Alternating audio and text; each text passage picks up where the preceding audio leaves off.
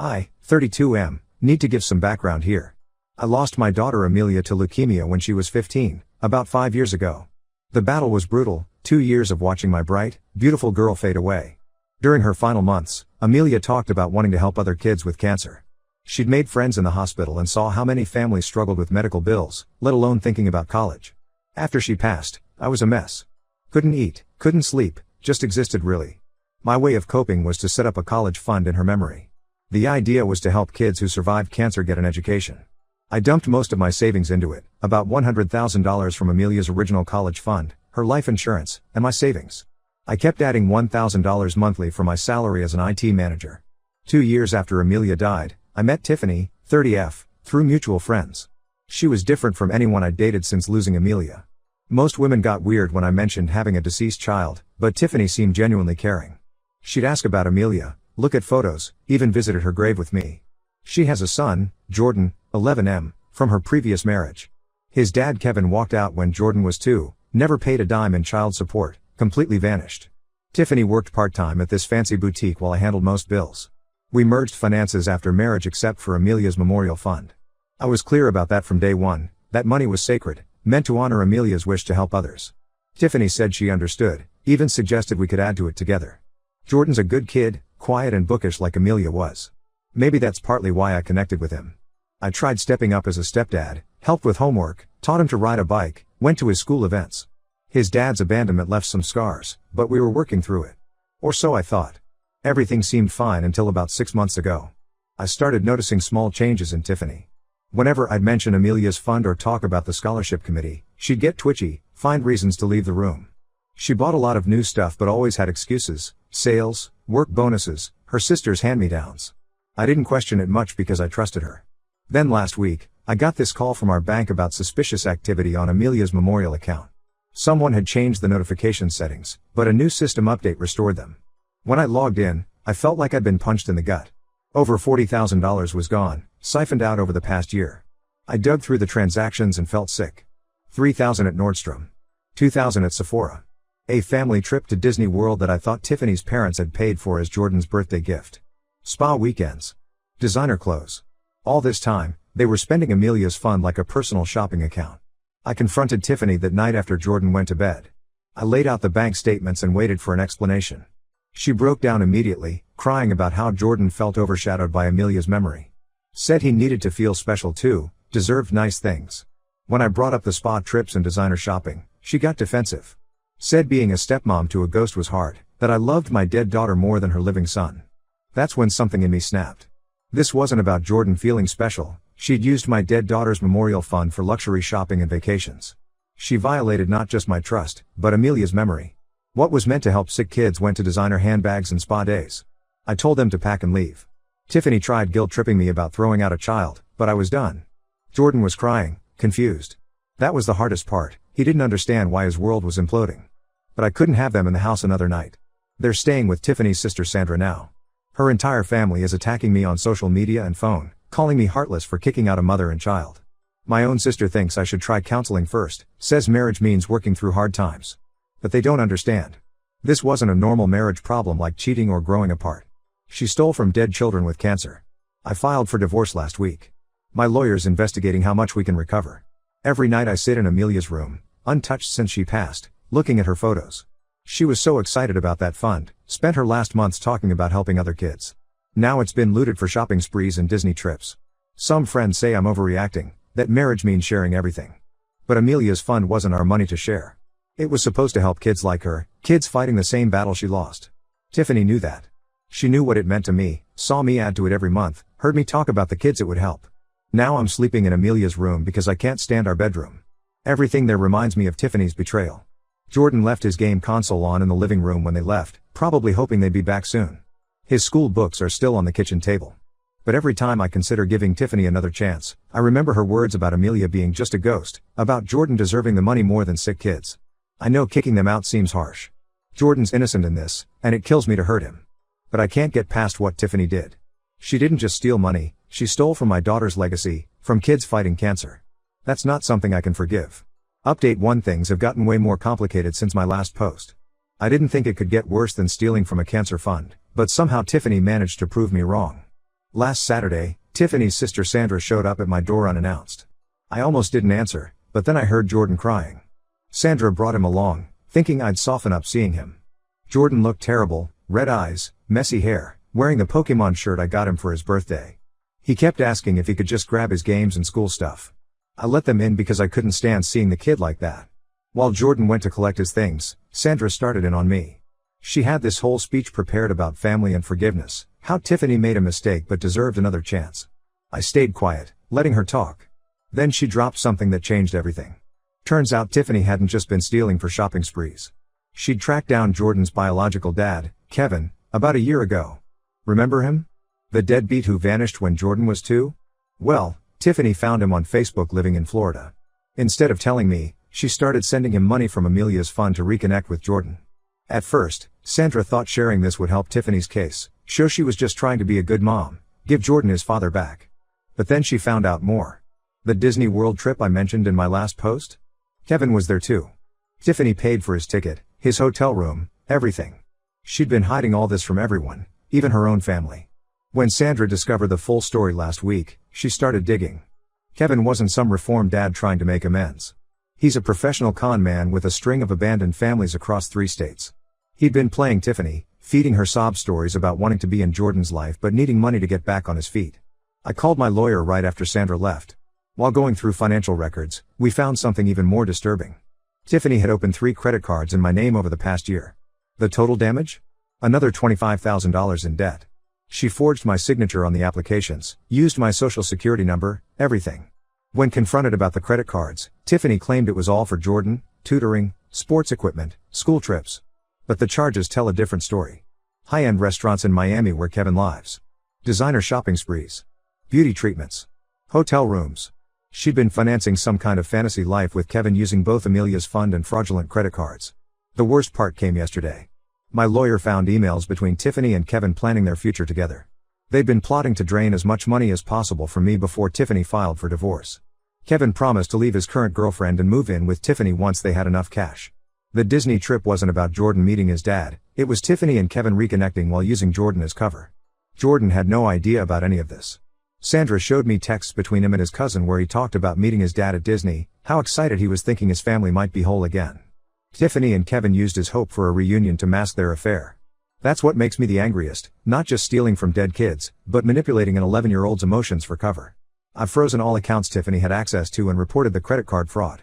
My lawyer says we have a solid case for criminal charges, but I'm hesitating because of Jordan. Kid's been through enough without seeing his mom arrested. Sandra agrees, she's actually apologized for defending Tiffany initially and is helping gather evidence for the divorce.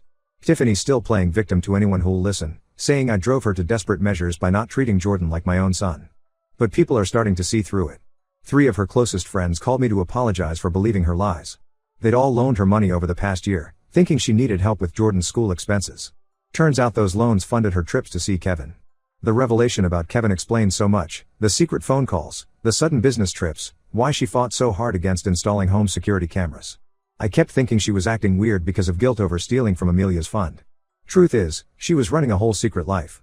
Sandra's keeping Jordan with her for now. Tiffany's furious about this but Sandra doesn't trust her sister anymore. She caught Tiffany telling Jordan it was my fault his dad left again, that I ruined their chance to be a family. Jordan's in therapy now, trying to process all this betrayal. I've started working with a forensic accountant to trace every penny Tiffany stole. Not just for the divorce, but because I need to know exactly how much she took from kids with cancer to fund her affair with a con man. Early estimates suggest it's closer to $60,000 when you add everything up.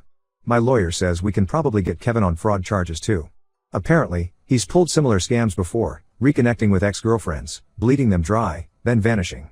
Tiffany was just his latest target, but unlike his other victims, she stole from others to keep him interested. I thought kicking them out was the hardest part of all this. Now I'm dealing with identity theft, fraud, and watching an 11-year-old's heartbreak all over again. At least I know I made the right call ending things when I did. God knows how much more damage Tiffany would have done if that bank alert hadn't exposed her spending. Update 2: The divorce proceedings started last week, and every day brings new revelations about Tiffany's deceptions. Remember that boutique job she had? Turns out she was fired 6 months ago for stealing merchandise. My lawyer got a statement from her former manager. Tiffany had been taking designer clothes and reselling them online. When caught, she begged them not to press charges, promised to pay everything back. Guess where that repayment money came from? Yep, Amelia's fund and those fraudulent credit cards. The manager felt sorry for Tiffany, believed her story about struggling with a sick mother and needing money for medical bills. In reality, she was sending the cash to Kevin. Bank records show she wired him over $30,000 in the past year alone. That's not counting the gifts, hotels, and that Disney trip. Kevin showed his true colors as soon as the money stopped flowing. He ghosted Tiffany completely, blocked her number, deleted his Facebook account. Tiffany had a complete meltdown when she couldn't reach him.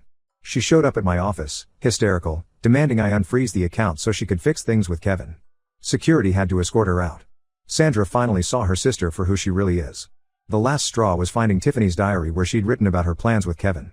They weren't just having an affair, they were plotting to clean out all my accounts, including Amelia's fund, then file for divorce claiming emotional abuse. Tiffany would get half of everything, and they'd start a new life together. Sandra kicked them out after reading this. Tiffany and Jordan are sleeping on her parents' couch now. But here's what really got to me. While going through divorce paperwork, I discovered Tiffany had been systematically lying about my relationship with Amelia. She told everyone, including Jordan, that Amelia was my stepdaughter, not my biological child. She downplayed our relationship to justify using the memorial fund. After all, in her twisted logic, if Amelia wasn't really my daughter, why should her fund matter more than Jordan's needs? She even told Jordan that Amelia's fund should rightfully be his college money since he's the real child in my life now. No wonder the poor kid felt conflicted about the Disney trip. Tiffany convinced him he deserved that money more than some random sick kids he'd never met. The scholarship committee that oversees Amelia's fund is devastated. We had promised support to 3 kids starting college next fall. Now I'm scrambling to replace the stolen money so these kids don't lose their chance at education. 2 of my friends from work started a fundraiser to help. I broke down when I saw that. Tiffany's parents finally learned the whole truth yesterday. They came to see me, horrified by what their daughter had done. Her mom cried when I showed her Amelia's last journal entry about wanting to help other sick kids. They offered to sell their vacation home to repay the fund, but I couldn't accept that. This mess is Tiffany's responsibility, not theirs. Jordan's struggling to process everything. His school counselor called. He's having trouble concentrating, barely talks to other kids. Finding out your mom stole from sick children to finance a fake reunion with your con man dad. That's heavy stuff for an 11-year-old. His grandparents are looking into specialized therapy for him. The police want to press charges for the credit card fraud and theft. They've dealt with Kevin before, turns out he's wanted in 2 states for similar scams. Tiffany's looking at serious consequences, but she's still playing victim. She actually told her lawyer that I emotionally manipulated her by keeping Amelia's room unchanged and talking about the memorial fund. Like somehow that justifies stealing from dying kids and lying to everyone. Sandra gave me access to Tiffany's cloud storage, hoping to find evidence for the divorce case. Instead, I found something worse, photos of Tiffany and Kevin in Amelia's room during one of my business trips. They took selfies on Amelia's bed, laughed about the shrine, mocked the photos of Amelia in the hospital. I threw up when I saw those. To disrespect a dead child like that. I can't even find words. The divorce should be finalized soon. Tiffany's lawyer quit after seeing the evidence against her, told her to take whatever deal she's offered. But I'm not feeling vindicated or relieved. Just tired. Tired of discovering new betrayals, tired of watching Jordan suffer for his mother's choices, tired of fighting to protect Amelia's memory. At least now everyone knows the truth. No more accusations about me being heartless or overreacting. Even Tiffany's strongest defenders have gone quiet after seeing those photos from Amelia's room. Some betrayals cut too deep for forgiveness, and Tiffany managed to hit every possible low. Update 3: The divorce is finally over. Tiffany tried one last desperate move, claiming she deserved half of Amelia's remaining funds since it was established during our marriage. The judge shut that down fast, especially after seeing evidence of her theft and fraud. She didn't get a penny from any of our accounts. After the court ruling, Tiffany and Jordan moved in with Kevin. That lasted exactly 16 days. Kevin kicked them out after Tiffany caught him bringing another woman to their hotel room. Turns out he was running the same scam with 3 other women. Tiffany called me crying, begging for another chance. Said she'd get therapy, pay back everything she stole. I blocked her number. Jordan sent me a letter last month. Poor kid wrote that he was sorry about the Disney trip and stealing from sick kids. Said he didn't know where the money came from, thought his mom had saved up for it. He asked if he could keep the Pokemon games I bought him, wasn't sure if that counted as stealing too. Reading that broke my heart all over again. I wrote back telling Jordan none of this was his fault. He's just a kid caught in his mom's mess. Told him he could keep all his games and stuff, they were gifts given with love. Tiffany found out about our letters and went ballistic. She's now demanding Jordan cut all contact with me, says I'm trying to turn him against her. Tiffany and Jordan are living with her parents now. Her dad called me yesterday. Tiffany's been claiming I hid money from her during the divorce. She still doesn't get it. There was no hidden money, she just blew through everything on her fantasy life with Kevin. Her parents are making her get a real job for the first time in years. She's working at a gas station and hates it. The memorial fund is slowly recovering. My company matched what I put in to replace the stolen money. 3 kids are starting college next fall with Amelia's scholarships. One of them wrote me a beautiful letter about losing her sister to cancer too. Said the scholarship helped her family believe in good people again. Tiffany's credit card fraud case is pending. She tried claiming she had my permission to open those accounts, but the evidence proved otherwise. Her lawyer is pushing for a plea deal to avoid jail time. Part of me wants her to face full consequences, but Jordan needs his mom, even if she's a terrible one. Sandra keeps me updated about Jordan. He's doing better in therapy, learning to process everything. His grades are improving again.